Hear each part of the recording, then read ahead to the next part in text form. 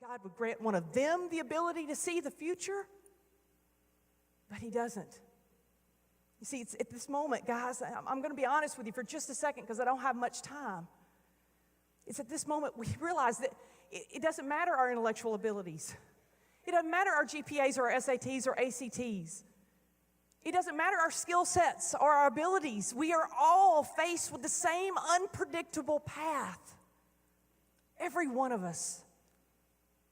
And here's what makes it even more tricky.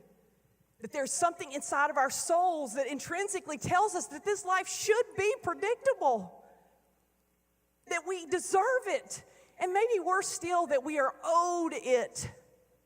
What else could explain how mad we get and how frustrated we get and how much we grieve the circumstances that are beyond our control if we didn't believe that somehow God owed us at the very least certainty?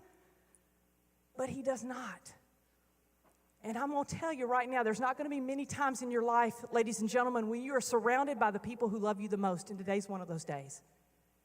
And there's not one thing that these people in this building wouldn't do to protect you from some of the hard places that you are invariably going to walk. They would give their lives to stop it, but they can't. Because the truth is, in and of ourselves, we're just as blind as you are. So what are we to do in the face of this news? We can't unlearn what we've just learned. We can't undiscover what we just discovered. I mean, I've been waiting for Julie Andrews to show up to my birthday party since I was 8 years old, and I'm 45. Do I just give up on that dream because I can't predict the future? No, she's still alive, people. There's still a chance. And even though I'm borderline obsessive and in some states considered a stalker, I'm not going to give up that dream. I'm not doing it. And by the way, I just want this to be publicly known. If and when Julie Andrews passes away, because it's an if, she's powerful, and when she passes away, I will be taking a personal day. I just want this to be a note. If you will make this note somewhere in the official papers of whatever that is. So what are we going to do? I mean, we discover that this life we're going to lead that's bound by time here in this realm is going to be fraught with unexpected adversity. What are we to do? What do we do, people? We only got one thing. It all comes down to one option. Me and you, believers in this room, we got one option. You ready? Are you ready?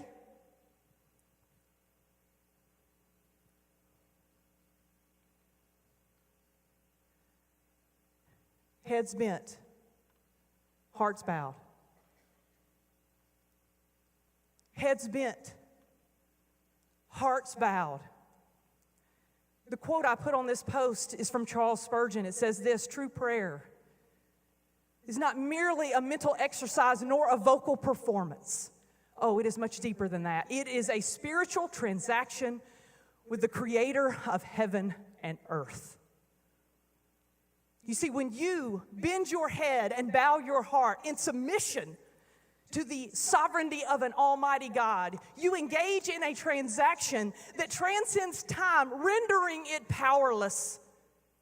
And you put all of those unknowns into the hands of the great knower, who you can trust and who is good, even in those moments that are not going to make sense to you. That's what happens when you pray. My friend.